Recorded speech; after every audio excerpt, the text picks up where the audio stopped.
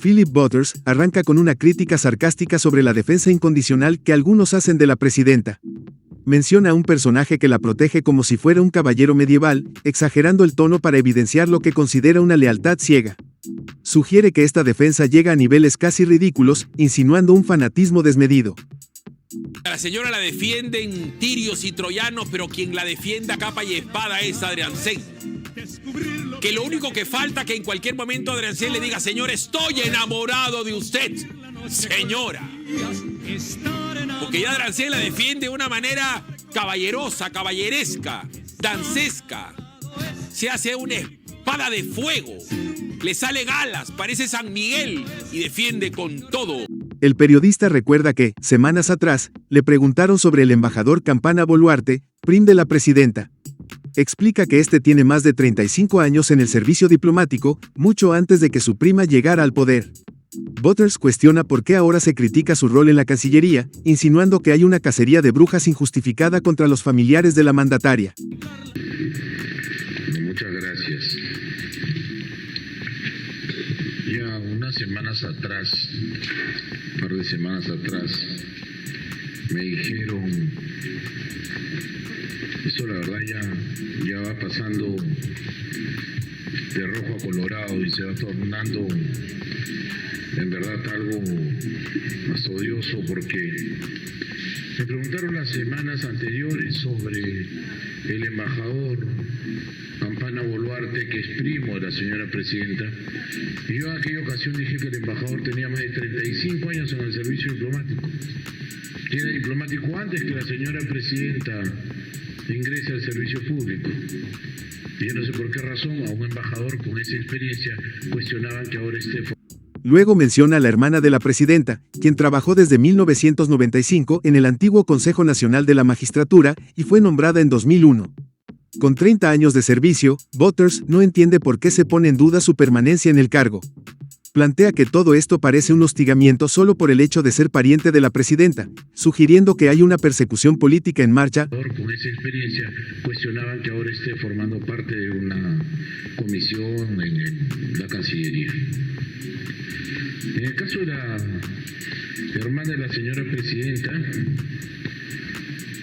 ella empezó a trabajar en el antiguo Consejo Nacional de la Magistratura aproximadamente el año 95. Fue nombrada en el año 2001. 30 años de servicio en la misma entidad. Y yo no entiendo por qué razón vienen a cuestionar ustedes aquello. 30 años de servicio. Ya formaba parte de esa institución. Aquí introduce la polémica sobre la Junta Nacional de Justicia, JNJ, señalando que ésta tiene un poder clave sobre la presidenta del Poder Judicial y la fiscal de la Nación. Butters insinúa que este organismo está alineado con Dina Boluarte y que cualquier fiscal que investigue a la mandataria puede ser removido, dejando entrever que hay una estrategia para controlar la justicia a su favor. Señora presidenta, inicie su carrera en la administración pública. Yo no puedo sino derivar de todo esto, es una suerte de acoso. Es un pecado ser familiar de la señora presidenta cuando no nombra a ningún familiar en el servicio público desde que ella es ministro presidente de la República. Con su estilo irónico, Butters habla de la influencia de la superstición y la política. Sugiere que la situación judicial de la presidenta y de Nicanor Boluarte podría estar marcada por manejos oscuros. Nombra a Anthony Choi y hace referencia a creencias místicas, burlándose de cómo algunos intentan justificar decisiones legales y políticas con argumentos absurdos o sin sustento real. Es que la hermana de Dina Boluarte, que es René Boluarte Segarra, la señora, es ahora asesora principal de la JNJ.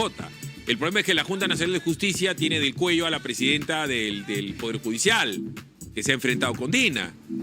Tiene del cuello a la señora fiscal de la Nación, que se enfrenta con Dina. Más los fiscales, cualquiera puede ser removido, los fiscales que están investigando a la presidenta. Butters presenta al nuevo vocero del Ministerio del Interior, Carlos López Aedo. Cuestiona su nombramiento y lo compara con anteriores voceros, sugiriendo que solo es una pieza más en el aparato de propaganda del gobierno. Con un tono burlón, ironiza sobre cómo el oficialismo sigue poniendo figuras mediáticas para justificar decisiones polémicas y distraer de los verdaderos problemas. Carlos Boluarte. Entonces, claro, la superchería, la superstición, según Anthony Choi, según Agatha Liz, los astros no le pueden ser propicios a los fiscales y a los jueces que están investigando, juzgando a la señora Dina Ercilia Boluarte. ¿Quién es Carlos López Aedo? Mucho gusto, Philip Butters. Es dueño de nada, porque el señor Carlos López Aedo es el nuevo vocero del Mininter.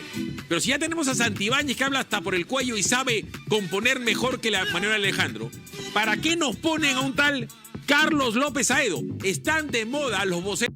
Philip Butters cuestiona la necesidad de múltiples voceros dentro del Ejecutivo. Se pregunta por qué Gustavo Adrianzen, siendo el vocero natural según la Constitución 38, necesita a Hinojosa en ese mismo rol.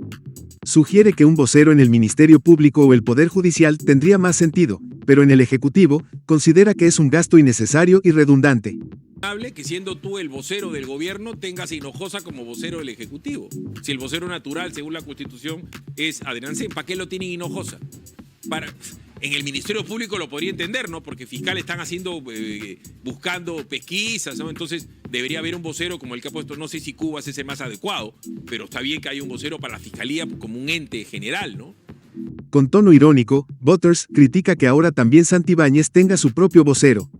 Afirma que se derrocha dinero público en figuras que solo sirven para justificar decisiones del gobierno. Ridiculiza la situación diciendo que hay voceros del vocero, mientras cada uno de ellos cobra entre 15,000 y 20,000 soles mensuales, lo que considera un absurdo total. El que ha puesto, no sé si Cuba es ese más adecuado, pero está bien que haya un vocero para la Fiscalía como un ente general, ¿no? O inclusive para el Poder Judicial, pero que el Ejecutivo tenga vocero para el Ejecutivo, que es Hinojosa, y ahora el señor Santibáñez, que todo lo sabe, porque compone mejor que Manuel Alejandro también, tenga vocero, y a mí me parece demasiado, ¿no? Dice, ¿por qué me extraña? Se gasta la plata en tontería, cada uno de estos patas gana 15, 20,000 soles mensuales por ser vocero del vocero. Ahora bien, hable que siendo tú el vocero del gobierno, tengas a Hinojosa como vocero del Ejecutivo. Si el vocero natural, según la Constitución, es Adrianzen, ¿para qué lo tienen Hinojosa? En el Ministerio Público lo podría entender, ¿no? Porque fiscales están buscando pesquisas, ¿no? Entonces debería haber un vocero como el que ha puesto, no sé si Cuba es ese más adecuado, pero está bien que haya un vocero para la Fiscalía como un ente general, ¿no? ¿Hasta cuándo seguirá el gobierno derrochando dinero en voceros innecesarios mientras el país enfrenta problemas mucho más urgentes?